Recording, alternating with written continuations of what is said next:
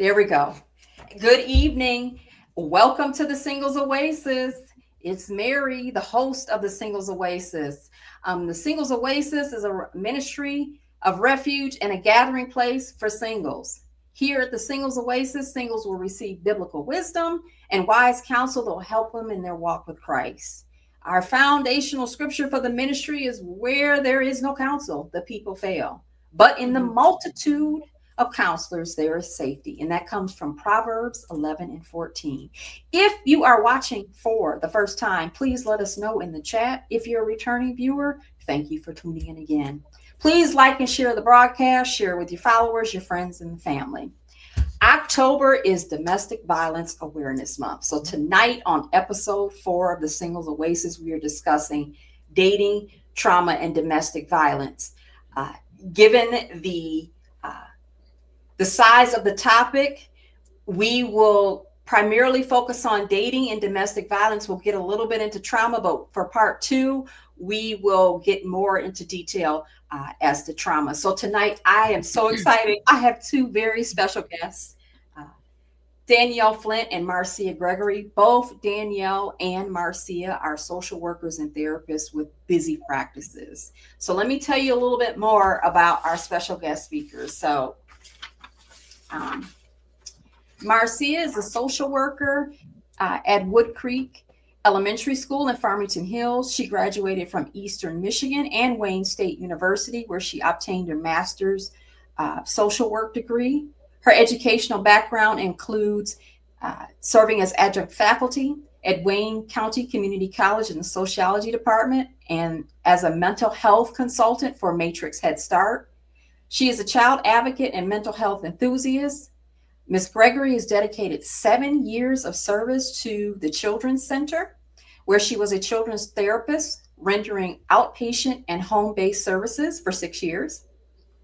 With the Detroit Public Schools Community District. What a tongue clanger. Yeah. In the position of equity lead for DPSCD, where she was charged with providing professional development to district administrators and staff on equity, diversity, inclusion, and responsive teaching. Marcia Gregory currently sits on the Ethics Committee for the National Association of Social Workers of Michigan chapter. She is a published writer and has publications featured in the professional social work journal, The Bridge. Last but not least, Miss Danielle Flint. Danielle is a passionate, determined, and community-oriented social worker and clinical therapist with a cooperatively owned therapy practice located in Southfield, Michigan. She has 18 years of experience working with children and families surviving and healing from intimate partner abuse, child abuse, neglect, and oppressive systems. Danielle has led therapy groups with male perpetrators and actively supporting surviving women and children to leave abusive and controlling relationships. She currently does trauma-informed therapy with adolescent and young adult abuse survivors. Before we dive into our discussion and before I share some statistics, I just want to say that the subject matter we are sharing tonight may be triggering. It may be upsetting to some. We are covering material that may not be suitable for young children. So if you do have young children in the room, we just want to say parental discretion is advised, just because of the subject matter we are discussing. And again, it may be triggering. It may not be a place where you want your children to listen to this. But again, we do want to encourage you to like, share the broadcast. So let me share some domestic violence statistics very briefly before I turn the stage over to our 2 special guests. So more than 30% of women in the United States have experienced intimate partner violence, and it represents the leading cause of homicide or death for women. And this was taken from an article from the World Journal of Psychiatry. 3 in 10 women, which equates to 29%, and 1 in 10 men, about 10%, in the U.S. have experienced sexual assault, physical violence, or stalking by a partner and have reported it as having related impact on their functions. And this comes from the National Domestic Violence Hotline. Women between the ages of 18 to 24 and ages of 25 to 34 generally experience the highest rates of intimate partner violence. And the World Health Organization estimates that globally, about one in three, about 30% of women worldwide have been subjected to either physical or sexual intimate partner violence or non partner sexual violence in their lifetime. Ladies, you ready to dive in? Let's Absolutely. dive in. Okay, so my first question to have is, so we're talking about domestic violence, but I think that there are a lot of misconceptions surrounding domestic violence, and many think that domestic violence is limited to a particular type. But what is domestic violence? Who wants to start first? Can start. I'll say that domestic violence is a form of violence that is physical, mental, emotional, and financial in nature. It is something that we have traditionally actually called domestic violence, and more I just want to name more recently that folks are talking about intimate partner violence, right? So it's not always what we think about domestic is that it is something that's happening in the home, and more traditionally, that that has been our how we have been um, made aware of it is something that's happened in the home between spouses or partners, but you don't have to be a cohabitating partner to be experiencing partner violence. So what we talk about most often is physical, but as we will be talking a lot more about, that is actually not even the most common form of intimate partner violence. And I'll let Marcia. Absolutely. And I just want to add, like Danielle mentioned, oftentimes we kind of think, oh, well, that's between maybe a man and a woman that live together, and he's had a few too many and knocking her over at night.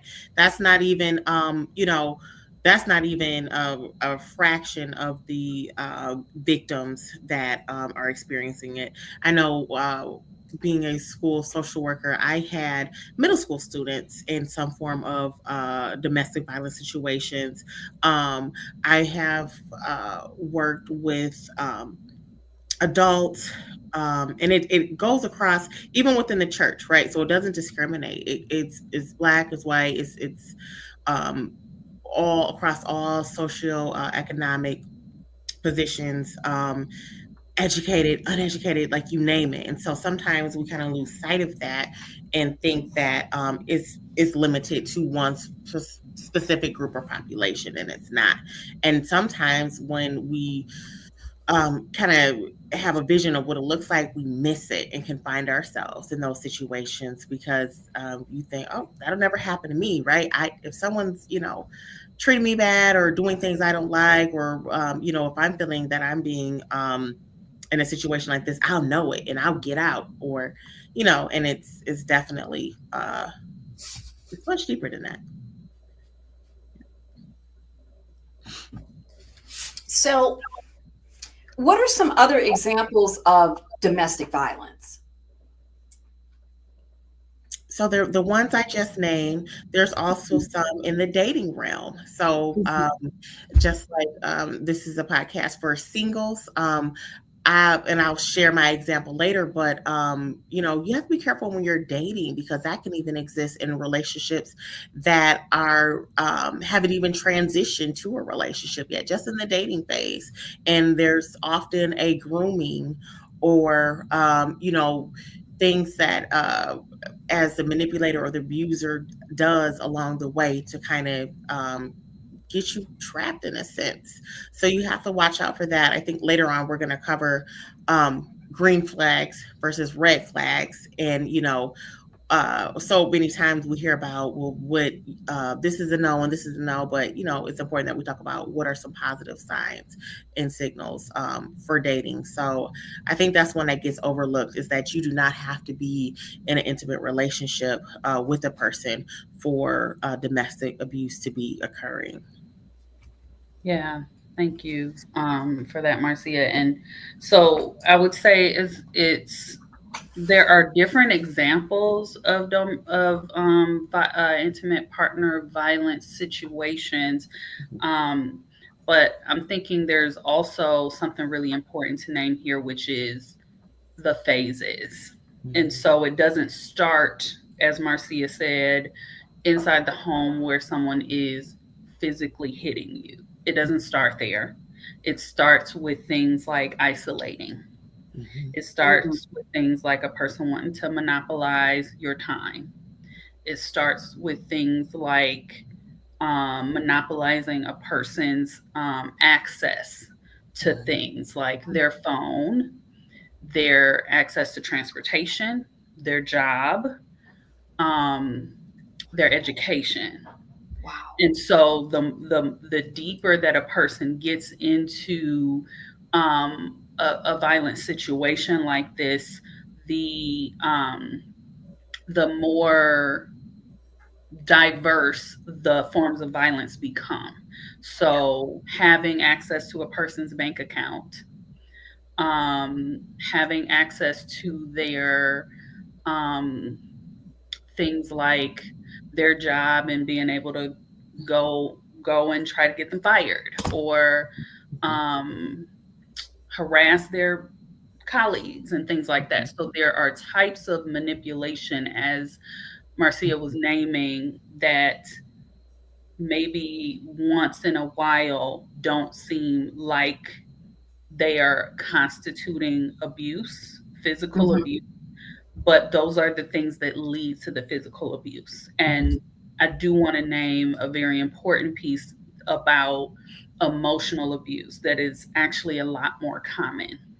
Mhm. And often I've had clients that patients that I've worked with who came into therapy after years and years of an abusive relationship, not able to see and really understand Mhm. that they are an abuse survivor, because it was all emotional in nature. Mhm. It was all power and control working Mhm. in a Mhm. way that doesn't necessarily ascribe to physical violence. I don't have to have bruises to be a Mhm. survivor of emotional abuse. Mhm. And often that can be even more harmful than physical abuse. Just giving um, just your emotional, psychological well-being is so very important, and when that's at risk, there that could lead to so many things. And then also when you there's children involved, so it's just everyone who's connected to that person in a sense suffers. So it can be very detrimental, that psychological and emotional abuse for sure. Something that I want to ask, because I want to go back to a comment that you made about monitoring phone calls. So let's just say hypothetically, someone was in a past relationship. This person, um, this was a longer term relationship.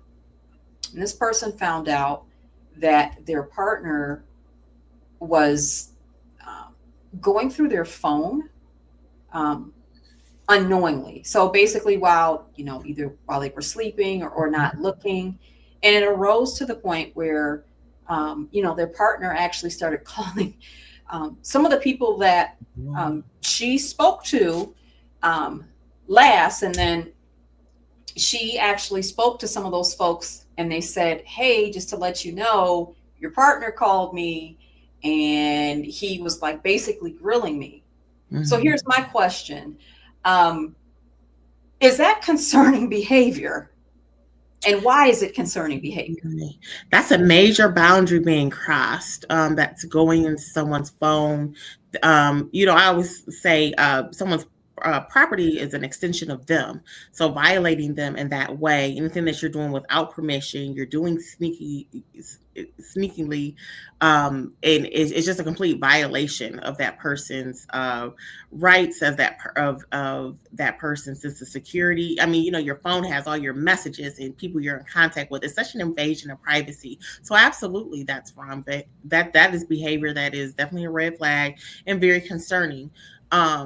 Often, it's interesting. I think about my youth that I work with and hearing them say, another one common is sharing location and how they feel. You know how you can now on the phones turn your location on and off, and the significance of them wanting to know where their partner is at all times and things like that. So someone making them or requiring them to do that is, along the same lines. Why are we demanding access to a person's phone, which is messages, and often even in their notes or things they've downloaded? So someone's interests or interpersonal thoughts and things like that um, is definitely concerning.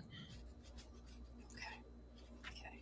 And we'll come back to some of those, we'll get into those green flags and red flags a little bit later. But um, I have not seen this in quite some time, but I am somewhat familiar with the power and control wheel. But what is that for our audience that's unfamiliar with the power and control wheel? And why is it so important or relevant to our current conversation? Yeah, so the power and control wheel, which might be helpful to drop in the chat for folks who want to take a look at a visual of it. What me and Marcia are fairly familiar with it, so Mm-hmm. it looks, you can look at it and it kind of looks like a slice of pie, Mm-hmm. and the power. There are levels to it, and so there's an outside layer that really indicates that all the things on the inside do constitute violence. They're just not all physical. So the little, what we might call the crust, right, the outer Mm-hmm. crust, is using violence that is very outward and clear, so physical sexual violence.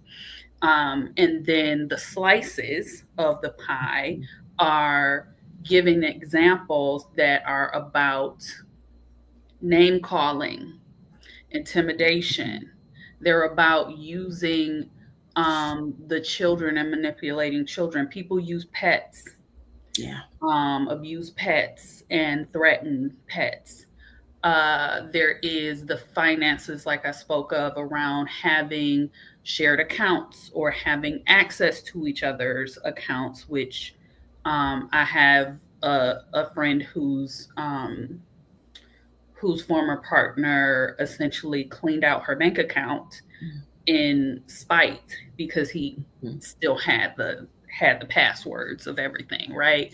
There is the manipulation through isolation. Mm-hmm. So if one example is, Mary, if I told you 2 + 2 is 5, and no one else around you, no one else was able to be around you, right, to tell you that 2 + 2 is not 5, but I am controlling you in such a way that you don't have an opportunity to be around anyone else to tell you that 2 + 2 is 5. 2 + 2 is not 5. So when we're in these situations, it's really important for an abuser to keep you away from the people who would hold you accountable. It's really important for them to keep you away from things that would allow you to have your own autonomy, such as financial resources, a job, things like that, and keep you away from things and people that would challenge anything that person says. So it's the "you made me do this to you." If you were sitting hanging out with your girlfriends and name that's what your partner said, then it would be obvious. But if partner is not allowing you to hang out with friends, you never get that. And the term gaslighting kind of comes to mind, right? Because that whole, you probably think, well, wait a minute, 2 + 2 doesn't equal 5, but it kind of challenges your reality and your perception of things that are right and truthful. Like they will have you convinced that, and that, what they're saying is true, and anything that goes against it is um wrong or you're crazy or you're like it becomes you're the issue. And they use persuasion and manipulation to basically have you, you know, following along with them and what they're telling you, and before you know it, you know, you're all consumed with them. So it's a dangerous game. What are like some common misconceptions about domestic violence? I do believe that people have a basic understanding of what it is, but what are some of the misconceptions that you're currently seeing by nature of your practice, or maybe by nature of either what you're seeing online or even what you're, um, experiencing while you're amongst the public? Mhm. I would say that um, anyone using a vulnerability of yours and weaponizing that can easily constitute a domestic violence situation. I had a client who worked and went to school, and when her baby's father got mad at her, refused to watch the baby. I remember she had a big test, her final exam, and he did not show up for her. She failed it and had to retake the course. But just using that, I know you need me for X, Y, and Z. Never put his hands on her, but it's stuff like that. You're relying on me. I have this, and she was working and supporting the family. So I think that's a misconception too. She was holding it down, and he, you know, stayed home with the kids, didn't work, wasn't educated or anything. So when we think about the power dynamic, it doesn't necessarily have to be the one making the most money or the one who's in a higher position socially, right? You could be all those things, the breadwinner for your household and the one doing X, Y, and Z, and still find yourself being victimized by this person. So I think that example just kind of threw me, that this woman who you know, had a lot of things going for her, but had this partner. And I think that's another one to mention. A lot of people think that uh, there's a certain look, right? There are women who are men and women who are incredibly attractive, have so many things going for them, and still find themselves in this situation. So I think society tells us it's a look, it's a demographic graphic, it's a it, just this skewed picture A of how it character might look. flaw, maybe. Yeah, exactly. But Mm-hmm. that's not the case. It's Yeah. women, six-figure making women who are powerful and have all these wonderful things going for them in a domestic violence situation. So just, you know, it would surprise you. What and once that person finds out what your vulnerabilities are and uses them to weaponize you, it's almost like they have you, in a sense. I know, you know, this is geared towards women who are dating, and a lot of women who, myself included, will come upon someone who, wow, he checks all the boxes and he's this and he's that and whatever, and just wanting so badly to be in a relationship with someone, thinking, oh, this is Prince Charming, you know, this is you know, who I envision for myself. They have a hard time believing that, you know, okay, this is not right. We overlook those things, or we let things pass that we shouldn't. Um, Can so I the, can I name a couple of things I yes. want to common misconceptions is that Mhm. it's just about getting away. You just got to get away and you'll be okay. Ooh. There are there are people for whom that is so untrue Mhm. that they don't leave because they don't have any other resources. And so I've been a person who has sat with um people. I don't want us to assume that it's always just women, Right. but I have sat with partners who are primarily responsible for the caregiving of children. Mhm. And because partner is that charismatic other parent that the children love, how dare I take that away from these kids. So these are the types of things that are entering into their mind. So it's this psychological sort of manipulation and mental gymnastics that one has to do to make it okay to stay. So it's not just about getting away. In fact, it's not even just about getting away one time, right? Mm. Research shows that some women don't survive, and the most the most dangerous time for a person to leave a violent relationship. I mean, the most dangerous time for a person in a domestic violence situation is after they have left. That is the time when they are at greatest risk of death. The other thing I want to say is that it's not just about personal responsibility. That's a thing that we have said to our sisters and brothers past. You just gotta be stronger. You just gotta be, whatever, right? There's got to be something in your character that makes you strong enough to leave. And if you didn't leave, that was your fault. And that is just not true. We are a nation of people who preach personal responsibility, and what we don't think about is the fact that we are all hardwired for community.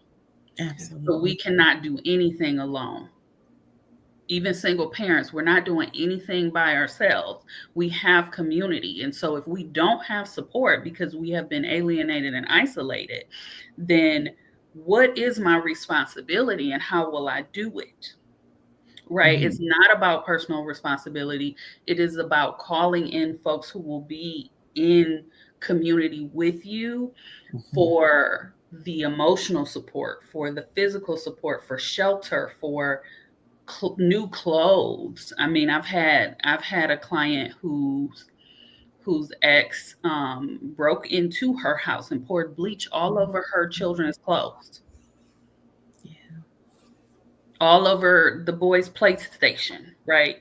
These are the things that are not as simple as just leave. I have a client who has to monitor how long it takes this person to get out of jail, the 90 days he had to do because she called the police on him when he showed up to her house, smacking his car into her car. So these are the types of things that I just really want people to be clear that these are misconceptions. These are common myths. Now, something that I commonly see, and I do not want to disregard this particular tool in the legal process. I definitely don't want to do that, but something that is commonly thrown around a lot. And again, I do not think people really understand, again, the difficulty in, getting away from an abusive spouse, getting away from an abusive ex-partner, is that I see people yell all the time, well, go get a PPO. How come you didn't go get a PPO? Yeah. And I guess what my concern is, in instances where, we may have a single that does get the PPO, but what can that single do if they find themselves in a situation where they're trying to escape from the relationship and they have concerns about their life, they have concerns about their children? What can they do to get to a safe place? Because, well, like you said, essentially a PPO is a piece of paper. It's an order of protection, right? But it does not. What it states is, in the event that this person violates X, Y, and Z, there's consequences and repercussions. You call the police, they'll come out, but you're still could very easily be in imminent danger. And so, like you said, I have a friend who's in a situation like this, who left her husband, and guess what? That he's still granted visitation. He still knows where she lives. She still resides in the family home. So that constant looking over the shoulder, the constant having emergency plans, and wondering when will be the day, or this will be the day that she meets her fate. And it's just tremendously sad having to go through life. Life is hard in itself, but carrying that on your back at all times. It's she shared with me, we have a code, if you will, or if I get a text from her, that means guess what, or I remember she revealed to me she it's really, it's hard to talk about, but one of her children is close to driving age, and Mhm. she showed him the route to get to my house. And she said, she told him, no matter what, you pack you and your sibling in the car and just get to Marcia's house.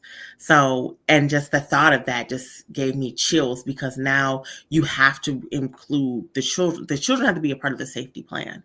And so, can you imagine just being a mom and just carrying that and having to, share that with your children? Or I don't know, it's hard, it's difficult to talk about, and I can't even imagine being the one in that situation. I like watching those crime shows, right? So you have your Datelines, your Fatal Attractions, and things like that, because I'm really curious, me being a social scientist, in the just the psychology behind it, and the patterns and the trends, and just like, wow. You hear they start off with the story of how wonderful they were and how they fell in love so quick and blah blah blah, and then it turns tragic. And it's like, wow, it's just going from being romantically involved with someone to then taking their life, and just that span of the relationship. It's all very interesting, and it happens a lot. Like those statistics you went over, it's just staggering, and it's almost unbelievable. So yeah, it's a lot. And I think there needs to be definitely more efforts and more platforms to have these type of discussions, and to talk about ways to prevent it, preventative measures. How do we, you know, uh, keep ourselves as women safeguarded from situations like this? And not to say that, men can't find this situation themselves in these situations, because they do, but just as individuals, how do we safeguard, and what do we look out for? Especially in a society where we know it's hard to date. We know it's hard to, um, you know, uh, many of us are seeking marriage and wanting these things. So it's kind of like, how do we get out there and date and mingle and things like that and stay safe? We have to have these discussions. We not only have to have these discussions, we definitely should be, using the Bible in terms of the framework. So the Bible does, and we don't have time to get into that discussion, but on a different segment, I want to talk about that. But there are chapters in the New Testament, certain things that we should be looking out for. Like, we definitely should not be fellowshipping with darkness. We need to be careful about being unequally yoked. Yeah. How can I fellowship with darkness? One is going to hate the other. Yeah, that's right. What type of clothes? The Bible talks about, old clothes. When we put those old clothes off, we're not supposed to put those new clothes back on. There's certain things, for one, that we should not engage in, but there's certain types of people that we should avoid, like, period. Like, folks should not even be attracted to us based upon what is said in the Bible. But I want to go back to something, Marcia, that you said a few moments ago, and you mentioned, you and your client were talking about a safety plan. Yes. What does a safety plan encompass? What is that? Yep. And so, yep. So me and my friend, we have one, but also, yes, I do advise it for our clients as well. Is a plan of action, a very concrete. If I'm ever in danger, this is what I'm going to do. This is I'm notifying my boss, sometimes you got to go to human resources. If you see this make and model of car, if you I have to do this, so literally for myself, for my situation. If you see this make and model of car, or I provided a picture of the individual, I am to be notified, and he's not supposed to be on the premises. So that's might be what it'll look like. Letting your boss know, hey, if I did a no call and no show, that's not typical behavior for me. You need to alert the authorities, right? Here's emergency contact numbers. Um, uh, if you have a neighbor to look out for you, or people, neighbors or people who are nearby, if you see these lights flicking or just some type of signal, call for help. This is my code word. If we're ever on the phone and I say, hey, whatever you want phrase you might want to say, that means okay, that I need help. A lot of people don't know this. You can text 911. So if you're ever in a situation where you need to go hide, ringer off, location on, and texting 911, making sure doors and access points are locked. It might even be hiding weapons throughout your home. When it's serious, and these are just things that you have to do. You might have to keep a bag of, in case you need to just run, change your clothes, uh, your necessary medications, things like that, in a bag in your car. I always say, check your car before you get in your car, especially those of us who have these big old SUVs, double check, right? So it's just things. If you're a person who has a personalized license plate, get rid of it. It's, try to make your car as unmarkable as possible. These are just a few things you could do to try to put yourself in the best possible situation should danger occur. A lot of people don't like to hear this, but you might have to get off social media.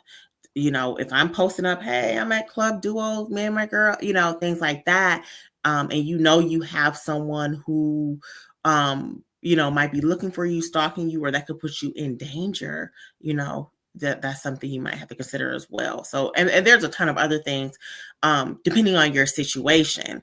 But just being smart as a person who, I think making sure you're having appropriate boundaries in place in general is a good safeguard.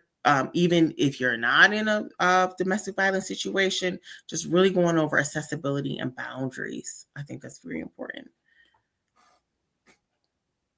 Danielle, did you want to add to that in terms of what else may be included in a safety plan?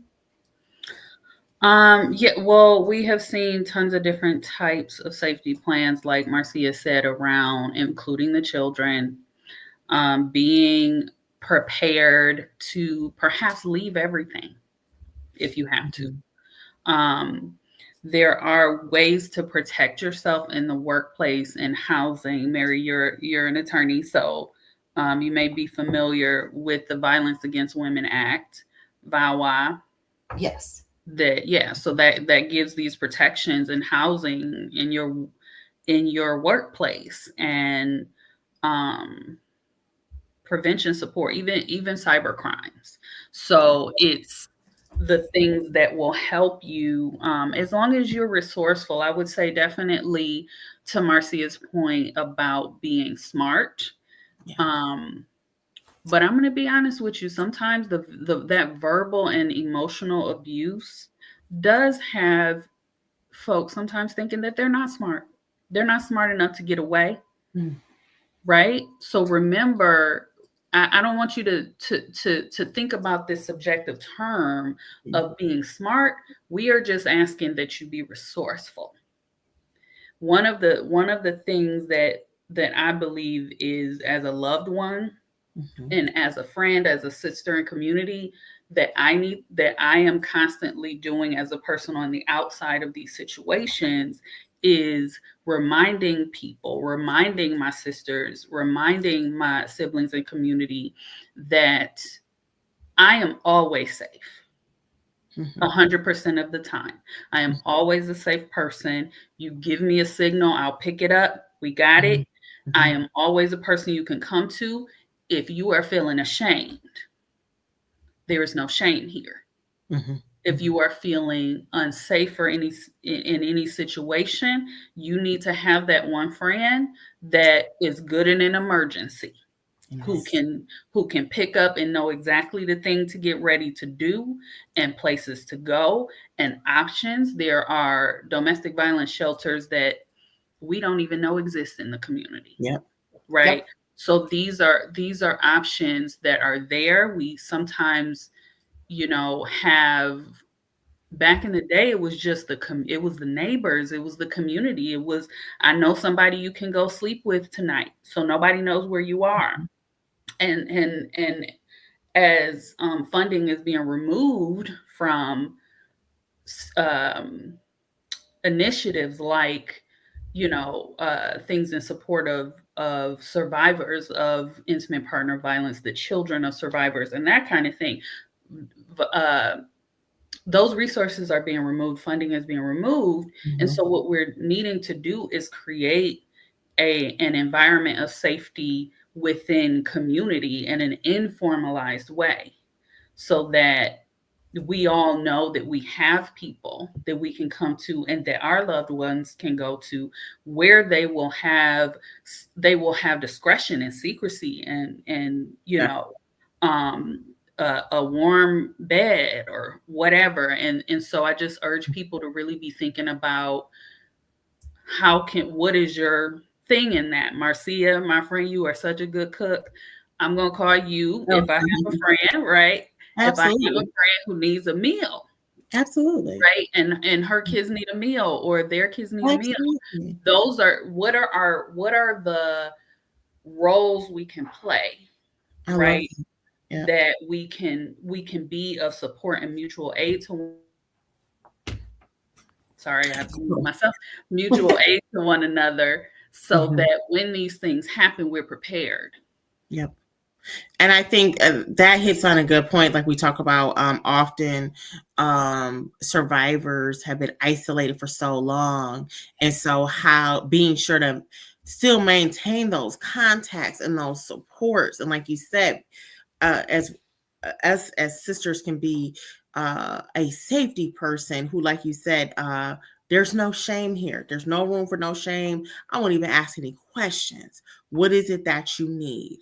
Um, and I know there's a host of community resources. I think everybody can be a hero and help combat domestic violence. Signs are there. When you have friends who you've noticed are in new relationships or situationships and things like that that you haven't heard from, or might be moving differently, or sometimes you might just have a little inkling like, I wonder. Check on those people. Check on your friends. Be a friend. Right? Don't always assume. You know how you hear people say, oh, she got a new man and she just left her. Don't do that. Be supportive. Be there for your friend. You sometimes just have no idea. I've been to funerals of victims of domestic violence, and they all get up there and say, we had no idea. I did not know. Oh my gosh. He was such a, you hear about Mr. Right, Mr. Charming, he and all these, Charismatic person, right? yes, And that right? can be any gender, right? Mhm. That Yeah, charismatic person, that's yes. another slice of that power and control wheel, Mary. I Mhm. don't mean to cut you off, Marcia, but that slice of the power and control wheel that's a little outdated. They talk about using male privilege, but essentially it's just using resources Mhm. to position yourself as being able to have power over, Mhm. Mm. right? So back in the day, like Marcia talked about the date lines in the 2020s and whatever, where people are saying like, she called someone, she tried to get this person, Mhm. that person tried to get away, Mhm. right? And the crux is, when you call the police are not necessarily equipped to Mhm. deal with the manipulation, right?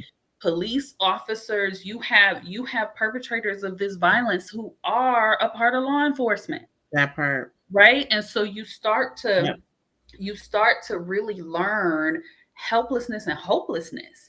When I called the police, but my husband just became such a charmer, turned on that charisma, Mm-hmm. and now they never come back for me. Mm-hmm. They think I'm being, and so then they frame you in a certain kind of way. Oh, you know how that person is, and how we Mm-hmm. how we as lay people name mental health conditions, first of all, as excuses for Mm-hmm. Mm-hmm. violence, and secondly, as things that, like, if that's what it is, we just not dealing with it, we just not gonna Mm-hmm. deal with it, when in reality, mental health, anger issues, any of it, none of it is an excuse for violence. Mm-hmm. And so when we're talking about the red flags and the green flags, it's often that whether this person is male or woman, that we can utilize our positionality. We Mm-hmm. are, the CEO of the local organization. We are whatever, and we have all these things. And why would I be Yes. sexually assaulting a person? Right. I'm I can so get anybody I want, right? Yeah. get anybody I want. Mm-hmm. And so when we're talking about this positionality of, like Marcia said, not like, it doesn't matter how educated you are, because manipulators are there too. Abusers are there too. Part. That part. There's a whole because I've worked with perpetrators, there is a whole, like, feedback loop that they have Mm-hmm. around the things that they use, the things that they say to each other, to themselves, to rationalize this Exactly. violence. So they're never really held accountable. All they do is the obligatory anger management, because the Mm-hmm. system is not responding to what the real issue is, Right.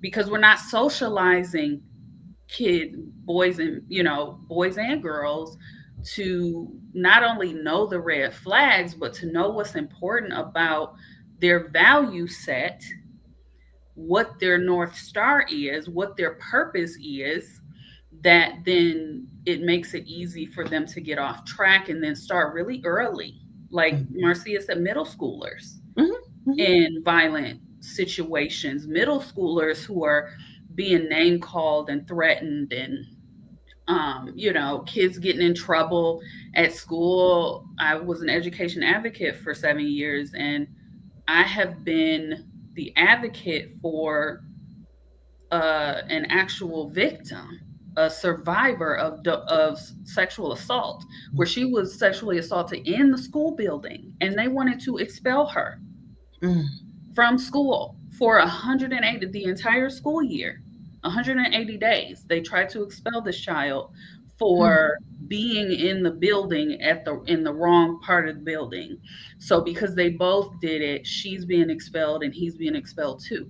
Those are the types of things that, when I name, like, systems are not responsive to these things, I do believe that we have to be responsive in the ways that the systems are not, by Mm-hmm. starting with that socialization really early, and being in communication, even when our kids are in those angsty teen years and they don't want to talk about stuff. We need to continue to reaffirm them, because what we know as social workers is that, for as much as there are outside influences, peer influences, the friends and the whomever, the highest influence, the most important and pivotal influence in a kid, an adolescent's life, is their parent.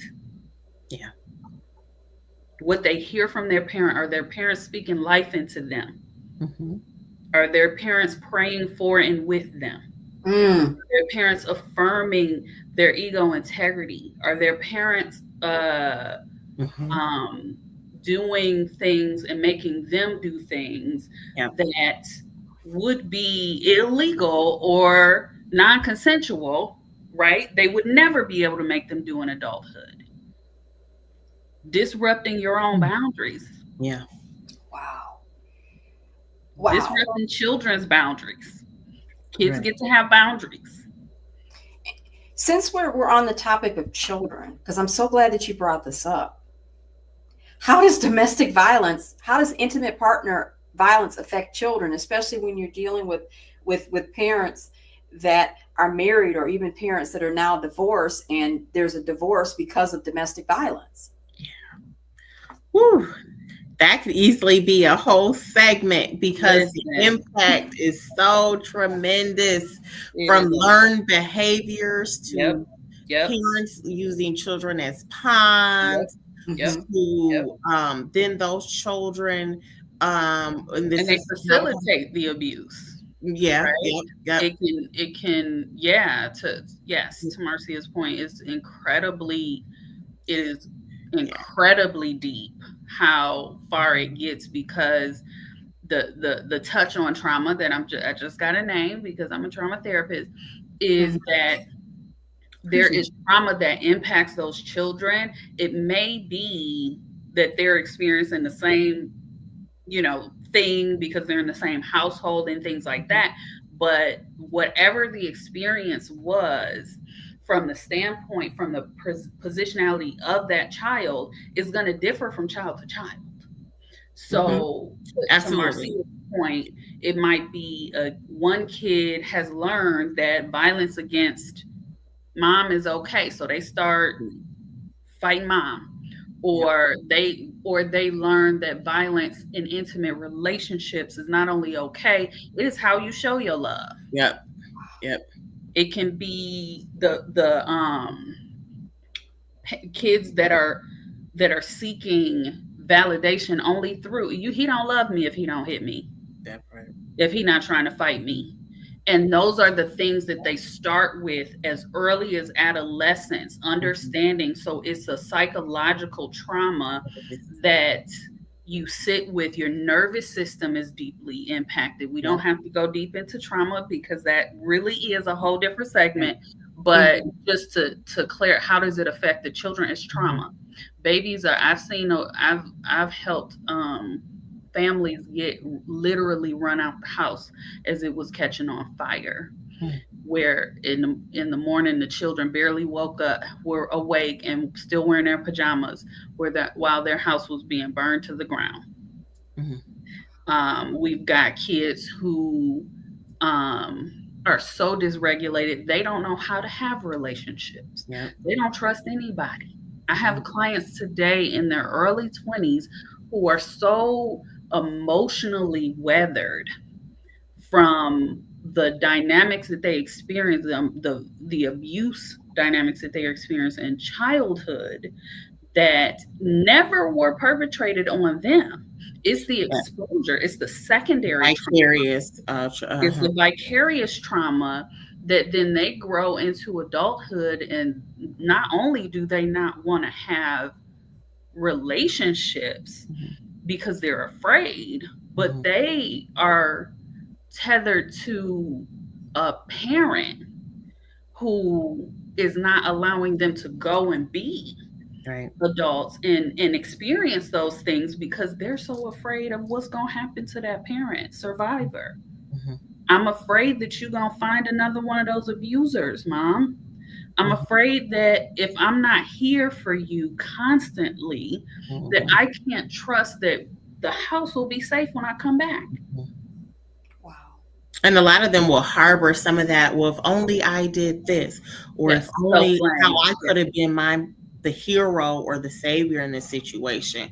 And they carry that, or it's just, um, and then, like, the old school saying, well, if a little boy at school hits you, that just means he likes you. And how that even came to be a thing. And even recently I heard someone say it in the elementary school. I'm talking the 2025, you know Mhm. this And school that's year and is that's an example of the way we're mhm, socializing our mhm, children mhm. to. We don't even They're realize that socializing was that. absolutely. We Mhm. don't even realize when I was little and I said so and so such and such is bullying me, and my parents say he likes you, or the teacher says because he likes you. Oh, he just Those are the that is where those are the examples of where the Mhm. problem lies, is Mhm. that in the beginning, yeah, that kid might be troubled at home, that kid might be getting hit at home, and so that's why all of this is happening. So you are failing the person who is being harmed Mhm. by just laughing off or being cute Mhm. or coy or whatever about being bullied, Yep. frankly. Yeah. And Mm-hmm. then on the other hand, you are failing the child who is doing that bullying or acting That's out right. toward somebody, because then it's then what they're learning, what you're socializing into them, is that they don't that what they do doesn't need to have accountability, Mhm. right? So this girl is being, her needs are being disregarded and disrupted, her boundaries are being disrupted, and let's just say, it's a little boy who, even if he does like her, this is teaching that violence is actually commonplace and that it Mhm. Mm-hmm. should be commonplace in these relationships. And yet, we're giving personal responsibility to that young woman when she got 2 and 3 kids with a man at 23, 24, 25. I don't even care the age, it can be 45, Mhm. 50, Mhm. that she learned from very early ages that not only do her needs not matter, Mhm. but that what love looks like is fighting and Mhm. physical violence and Mhm. these types of things. And so we visit that upon our children even more so. Yep. Yep. Wow. Wow. And I know that we switched to children, but let's switch back to Mhm. adults. Mhm. How does domestic violence affect our psyche? How does it affect Mhm. our mental well being, our mind, and even our body? How does it Mhm. affect us? Well, for one, it rewires your whole chemistry, from your the way you respond to things, and what that looks like is the way you respond to things, the way you interpret and hear situations and things, the way you process experiences, your perceived uh, threat of danger, how you it shows up in the workplace. It shows up in other relationships. It shows up with how you uh, even present your whole way you present yourself to the world, how you carry yourself. It has a tremendous impact on your self esteem. Some people become hypersexual. Some people become incredibly depressed. Some people will venture off into substance abuse. Mm, So you might have domestic violence, but then that compiled with other mental health issues that may be at play, mhm, or just other, depending on what age you're in, Mhm. perimenopause, Yeah. menopause, or things like that, Mhm. pregnancy, Mhm. whatever. The combination, it makes for a formula where your whole genetic makeup has been changed to some extent. Mhm. Um, That's yeah, literal, right? like It's yeah, like literally, yeah, literally. So we're yeah. talking about trauma. So what Marcy is describing is trauma. It's emotional mhm, trauma. And so we talk about, folks know what PTSD is, post traumatic stress disorder. mhm, And um the thing that we often don't recognize is there is something called toxic stress. Yes. And toxic stress is a type of it is a form of trauma that is more sustained over time, and um it is not confined to one event and one situation and one place and point in time. It is multiple traumas, right? It's multiple traumatic situations that build and Yep. really have an impact on your endocrine system. So it has you, it, when you perceive danger, right? mhm, Or survival, your brain stem. right? The oldest part of your brain, the most ancient part of your brain is your brainstem. When you feel attacked, then that part is up, right? It takes your hormones, your stress hormones, and it has them moving, and the your extremities have less blood, and so it goes into your trunk. It helps you to do something like fight, Fight flight, or flight, yeah. freeze, right? Yeah. And so when we are thinking about that, it's, can I be fast enough to get away? Do I have to fight? Do I have to play dead like a possum, right? And those are the things that then happen in the system, is the stress hormones. So cortisol, adrenaline. Those are the things that are telling you you need to survive. Well, imagine Being that like, happening 10 times. yeah. Mm. Happening 10 times over 1 year, right? And that, what that means is the brain doesn't have the brain, the body, the nervous system doesn't have the awareness that trauma, that the danger is gone Right. anymore, because it's The so use. used to Yeah. those spikes, right? And the spikes happen, and then what happens is that your brain keeps you there Yep. at that spike. And when you're still up there and you're only up there, you don't have a good sense of where danger actually is. You perceive danger everywhere. And what that does over time, we talk about cortisol belly.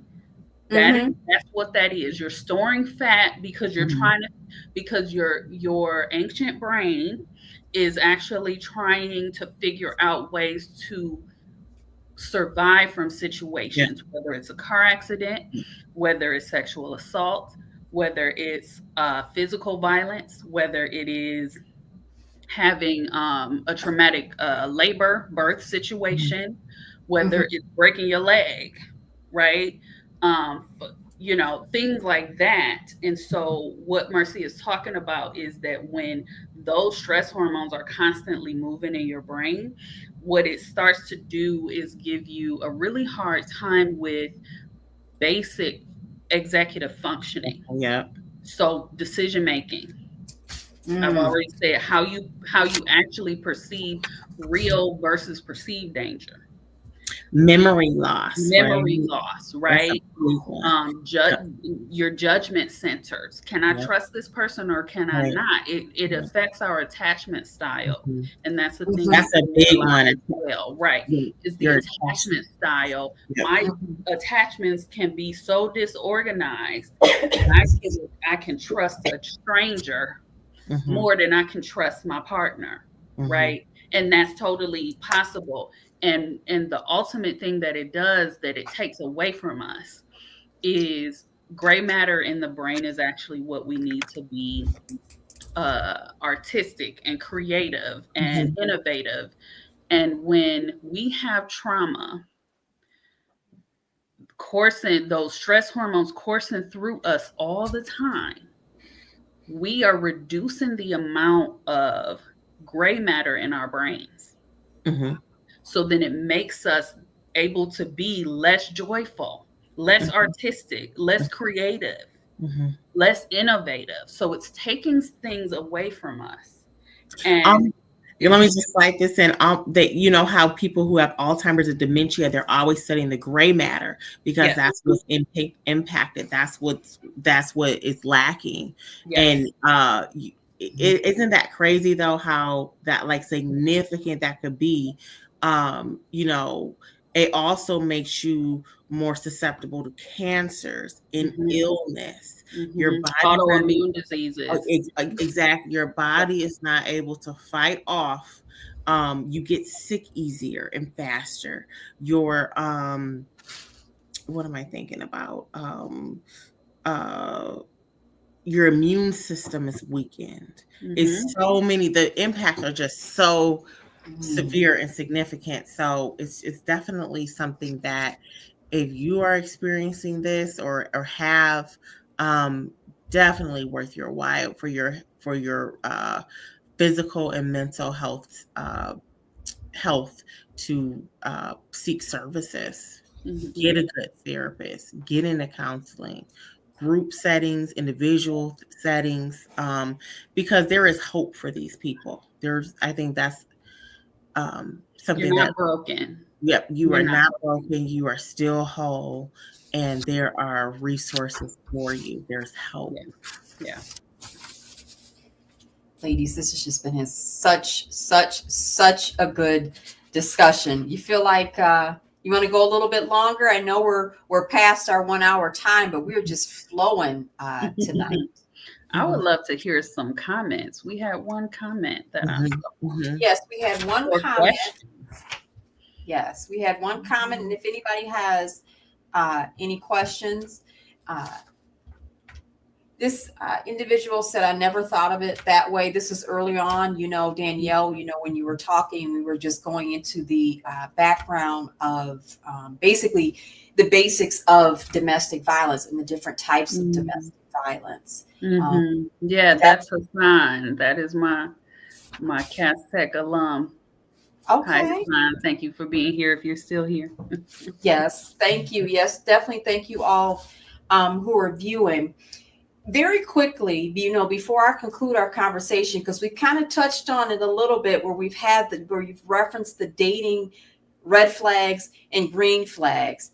What are some dating red flags Mhm. for our singles that are out there? Because we definitely have to use wisdom, and we definitely need to be discerning. So when the Holy Spirit is giving us a check and Amen. saying, something's not right and you can't put your finger on it, you got to remember that the Holy Spirit sees what we do not see. Amen. Yep. Yeah. Yeah.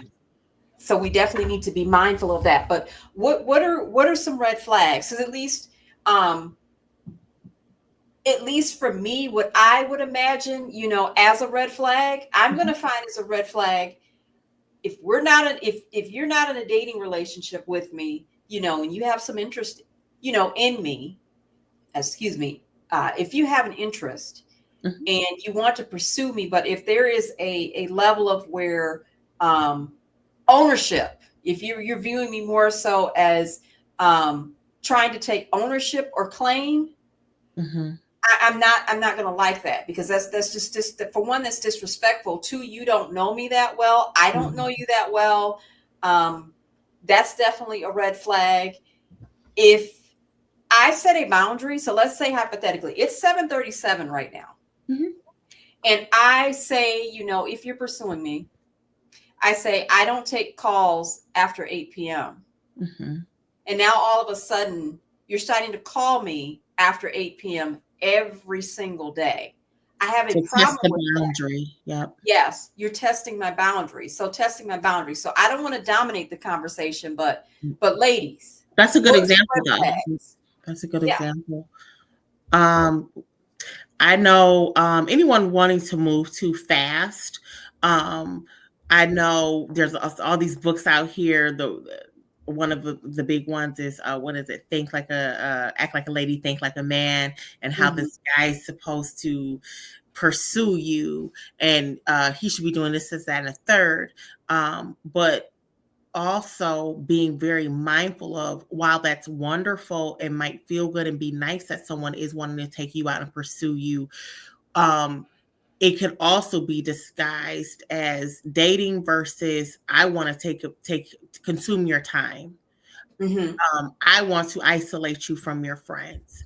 I want to, because if you're with in front of me, I know what you're doing, what you're saying, whatever. So just wanting to preoccupy your time, um more than what is reasonable, is definitely, I see as being a red flag. Wanting to just any type of rushing.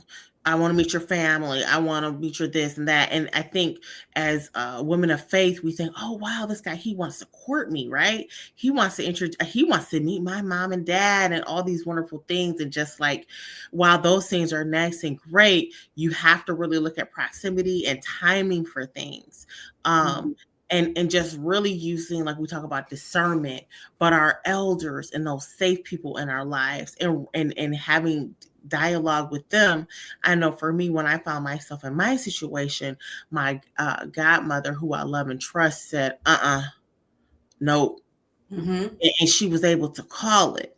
And I found myself not wanting to share things with her because I kind of knew she gonna be like, Marcia, this is not right. This isn't it. And that's when I said, if I'm having to withhold information or even feeling like I want to, that's a red flag. You really relying on your judgment, your better judgment, and which is not right. Um, I think someone lavish gifts and things prematurely, Mm-hmm. such as expensive gifts or trips or things like that. We see it in the movies and we're taught like, oh wow, he really likes you. He's investing in you, things like that. But again, too much too soon is never a good sign. Um, and it just something you want to definitely just be on the lookout for. And does that make sense? Does this, is a person who barely knows someone investing all these resources, does that make sense, right? Does that seem logical? um so those are a few I have off the top. Yeah, definitely echoing everything that Marcia said. I don't think that there's one of them I wrote down was when the partner does not like your friends. And Mm. particularly the dynamic of your friends don't respect me. Mm, Your and even church home. mm, There are Mm. churches that are that are really shaping standards of misogyny and patriarchy in the form of this is what God has for you, as a woman of God. So it's a person who manipulates your faith in God is a huge red flag. And people who don't want you to be around your friends because they're disrespectful, or because they say bad things about me, or because you know they're also single. This is another thing when people do not want you to be around, when that person doesn't want you to be around your single friends, mm, Mm-hmm. Mm-hmm. because this person is trying to make a judgment around who is what kind of influences you're mm, having. And remember, you are your own person. mm, You are a fully autonomous, independent person. And often when you're impacted by trauma, you don't know that. You don't actually know that inside of you. You don't have that internalized. So often we have to just remind them, you mm, are safe. You are okay. And you get to make the final judgment call about who you spend your time with, especially people who want to. I had a friend who she was with this person for 8, 9 years, and she was getting ready to marry him. And when it was occurring to her that he did not like her mother, he did not mm, like me. We've been friends for 30 years. I don't Mm-hmm. understand why you. And so these were the things that were coming up, that were just really reminding, that were for her, just like by the grace of God, she got out of that situation. But to the point that he was she was actually rationalizing mm. reasons to be away from, Um, to not call your childhood best friend of yeah, 30 years. mm, Why? It is a red flag that absolutely. the bestie and you can't talk anymore. What is happening? Where is it in your mind that it makes sense Mhm, that you shouldn't be able to talk to what it mhm, is that that person will hold you accountable. That person mhm. will say, Yep, and hey you know girl, it. hey Yep. girl, red flag. Me and Marcy are really good friends, and we can be honest with each other. Girl, that ain't right. Mm-hmm. Yeah, that don't That is sound not. right. And if a person is not letting you have access to that, that is an ulterior motive. I Mhm. need this Exactly. person to be away from a person who would say all the stuff about my shenanigans with this person. Yeah. I need them not to have access to that person. They making too much sense. And they're going to call out. They're going to basically call out what's not in The order behavior. because Absolutely. what we don't realize, because Lord often puts friends in our lives. Like we have friends for a reason. Like there are friends that are born in adversity. There are friends that are closer to us, like a Mhm. brother, or in this instance, like a sister. Mhm. We're just in terms of relevancy, but our friends can see what we cannot see, Mhm. because there are times where our eyes are blinded. Yeah. There's either some type of um, there's some type of wool, and our friends are able to basically say, hey, this is what I see, remove the wool from your eyes. And I'm saying this Mhm. from a place out of love. I'm saying Mhm. this from a place, out of wisdom, especially if our friends have been similarly um, situated. What I wanted to ask specifically, so we've talked about those red flags. What are some green flags? And then before we close out, we can briefly just mention some potential resources that are out there and some books that we have help that are considered helpful, because I Mhm. definitely have some things. So what are some dating green flags for our singles? I'd say someone who is willing to not just only willing but wanting to respect your boundaries, respect you as a whole individual and as a person. And what that would look like is valuing your time and your anatomy to go out and have your friends and your relationship and supporting those, because a person who's truly interested and invested as you as a person knows that you come with your village, your community, and Mhm. want you to, they know the significance of that and want you to maintain those relationships, and in hopes that should the relationship progress, they could be part of the community too. I know what that's one thing when I met my husband, and I introduced him to my family, and how he was like, wow, this is an extension of you. So and I'm kind of old school. I'm like, if you want to be with me, my family and my friends, these are extensions of me. These are my most treasured, valued people. So him wanting to embrace those relationships and be a part of it was, definitely a green flag. Also, I will say this. Someone who has a life of their own, someone who has their own friends, their own Yes. community, their own support system. You are not there. You should never be their sole source of any of those things. That's a big Good. common, that's a red and a green flag I just explained there. The green flag would be a person who has their own goals and objectives in life, things that they're striving for, outside relationships, because one pattern that I've noticed through the years is often those people, the abusers are isolated in a sense themselves. They typically Mhm. don't have friends. They don't have people that they're held accountable to, calling them out on their mess. They kind of operate alone. And so I'm not talking about associates, because they're charismatic, so the people they work with and things like that, they don't really count, but no true close people to them, that would definitely be a Mhm. red flag. But a green flag is definitely someone who is in healthy relationships. How do they demonstrate other relationships that are healthy?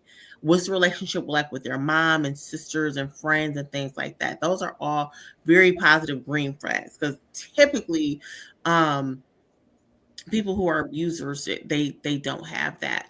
And I like to hear, almost like a jobs make you have reference check. Well, people serve as reference checks too.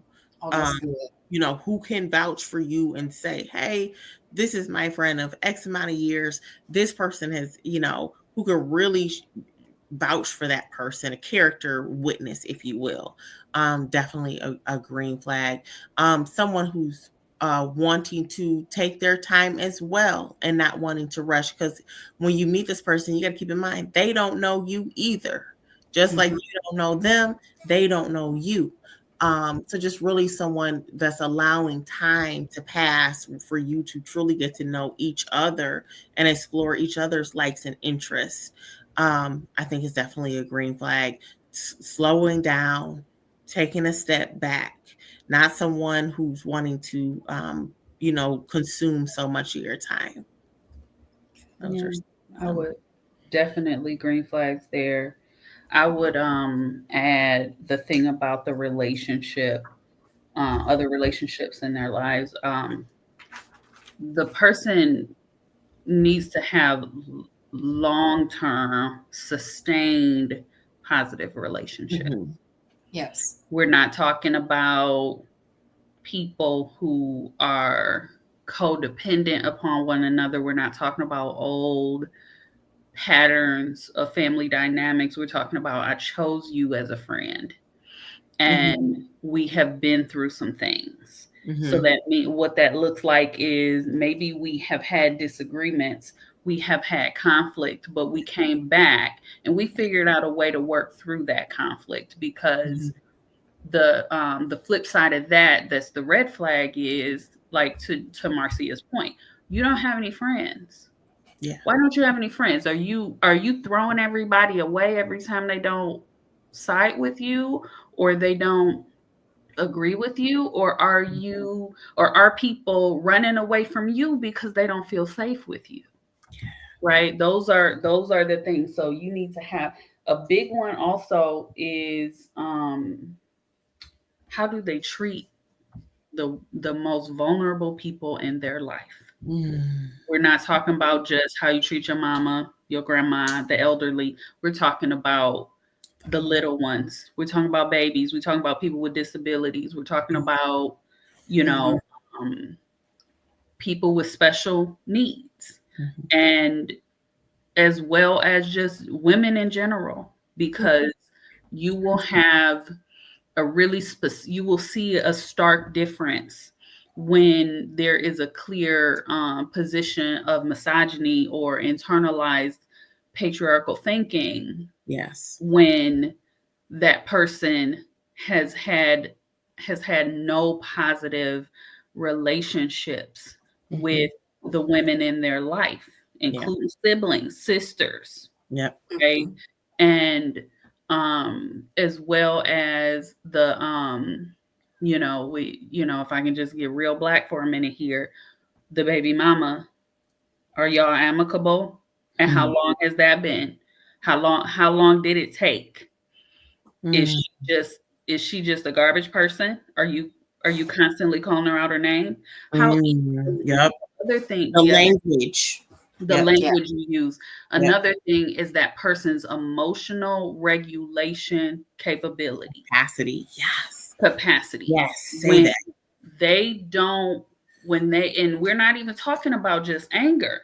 We're talking Yeah. about the moment I do something you don't like, now we breaking up. This is a person who sees conflict in every single thing. And so they are oriented to everything being a fight, Mhm. everything being a conflict, everything being a Mhm. drag out because I didn't answer the phone when you wanted me to, or because Mhm. I didn't make the food exactly the way you wanted me to, or because I wasn't holding your hand in front of so and so, such and such. I don't claim you. These are when you have these big emotional, outsized emotional responses, it is that this person is not handling their own emotions well. And so they're making that thing your problem and they are turning outward, and it's always about blame. When a person can, another thing is when a person can take accountability for when they have done something wrong. And we're talking Mhm. about not, I'm sorry I did this, but you did that. And that's how no, we're talking about a straight up, full stop apology. Mhm. This was Mhm. unacceptable. And Mhm. I can show you better than I can tell you how to Yeah. repair this harm, how I Yeah. will repair this harm. Come Right. prepared for those things. These are signs of emotional intelligence that you to Marcia's point, when we are slowing down in relationships, building and in courting and in dating, Mm-hmm. we get to know those Yeah. things. It's not a Yeah. curated version of that person. It's not the propped up Mm-hmm. facade that's always our best foot forward. It's not Yep. the dating profile online. It That is part. Yep. how I'm The seeing you in real. time. And you know how they say, what you got to see them through the different seasons, Yes. or with a meme that say, you want to know how somebody really is, seeing when they're broke, when they're hungry, right? Mhm. When things don't go their way, Right. when they're feeling discouraged, when they're sick, and that all takes time, right? Because you have to have time, and like they say, people who are wearing costumes and have scripts, they're going to forget their lines at some point. You Yeah. can't keep a facade on, all the time, and it will slip through and be revealed. Mhm. I'm glad you said emotional intelligence. That's huge. I think that's one of the biggest factors, of indication of whether or not somebody will be abusive. How do they handle uh, uh, sh- uh, problems and conflict and disagreements? How do they show up in those particular times? Yeah. That is real. Yeah. So, ladies, I definitely want to thank you. We only have a couple more minutes left, so I want you both to be able to um, share, your practice, provide your contact information to our viewers in the event that they want to utilize your services. And also, very quickly, I know uh, during our mic check, we talked about a couple books. Again, this is not an Mhm. endorsement, so I want our viewers to know, we're not endorsing these at all, but these are some things that we found helpful. I know a book that I found very helpful um, early on, not only in my walk with Christ, but just in general in terms of life. But I am holding up a book called Boundaries, and this book is written by Dr. Henry Cloud and John Townsend, and they talk about boundaries in different settings, and then you talk about boundary myths. So boundaries with your friends, boundaries with your spouse, your children, at work, and even boundaries with yourself, and then what to do when there is resistance to your boundaries. So Mhm. I have found this book very helpful, and I have this book on my list this year to Mhm. read again. I know both Marcia and Danielle, you both talked about another book Yeah. that deals with boundaries as well. So very Yeah. quickly, mention what the book is, and then Yeah. mention the ways in which folks can get in touch with both you uh, with yourselves. Absolutely. So the book, me and Marcia read it together, and it was amazing to be able to talk about it with a person. So that's always a thing we endorse, is like Absolutely. with your partner, with your Yep. dating person, be Yep. willing to do some new learning. Yep. The name of the book is Set Boundaries, Find Peace. Mhm. It's written by a local woman, Detroiter named Nedra Tawwab. She She's has several books, and fantastic. she's Yeah. amazing. Um, and that is not just about boundaries in intimate partner relationships, Mhm. but between adult children to parents, between parents to young children, between siblings, and that kind of thing. And Mhm. then the other thing that I think is just really good scaffolding, really good foundation, is a book that I think many of you will have heard of, called All About Love by Bell Mhm. Hooks. So the late great Bell Hooks, poet, teacher, anti oppression scholar, Mhm. um, wrote a book about love, what love is and what love is not. Yeah. And that's incredibly important, that we interact with that, so that we are being clear about, um, you know, what we're feeling, what we're seeing, what we're Mhm. experiencing in real time. And it's kind of a love letter to all of us, saying that, like, you deserve love, and you need to know what it actually is. Mhm. Should I say my contact information now before I send Yes. it to you? Okay. Yes, go ahead and say your contact information because we got about 1 minute left. Okay, yes. So my practice is called Imani Yakupinga. It's a co-owned therapy practice. It means faith and resistance. You can find us at iyk-faithandresistance.com. And then you can email me at Danielle at iyk-faithandresistance.com. Okay. And then Marcia, what's the way in which our viewers can get in contact with you if they want to come talk to you? That would also be by way of IYK. So anybody wanting to reach out to me for services, that would be the platform as well. Okay, perfect. Ladies, I so want to thank you for your time. We've had not only a rich conversation, but this has been informative. You probably saw me here writing. Like there's some things that I learned, through the course of our discussion. I'm sure that our viewers definitely learned something new through the course of our discussion. Ladies, I'm hoping, can we do our part 2 on trauma? Can we come back? Because we just didn't have time because we covered so much ground in our dating and domestic violence segment. So, Absolutely. Yeah. so to our Singles Oasis viewers, first of all, thank you to all our new viewers. Thank you to our returning viewers. We hope that you found this information to be helpful and eye-opening, because again, there are things that definitely that I learned that I didn't know about. Please know that these two ladies are not only two resources for you, but again, if you need to talk to someone about uh, your dating relationships, whether domestic violence is or is not a factor. I mean, these two ladies are definitely here for you if you want to talk about other aspects about life in terms of managing stress and so forth. Again, please utilize these ladies. Singles, please tune in again for our next segment. Our next segment is scheduled for Wednesday, October 29th at 7 p.m. And our special guest will be Tanisha Ashakur.